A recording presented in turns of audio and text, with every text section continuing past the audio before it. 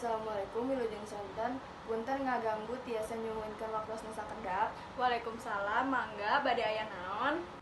Kieu abdi teh bade wawancara sakedap, bade tumaros ngeunaan kana kabersihan lingkungan. Oh, mangga atuh bade tumaros naon? Nurutkeun ajeng, naon eta kabersihan lingkungan? Kebersihan lingkungannya eta nyiptakeun lingkungan anu sehat supados henteu tiasa katenangan pikeun sagala rupa panyakit. Saha anu milu ngabersihkeun lingkungan? Warga sakitar.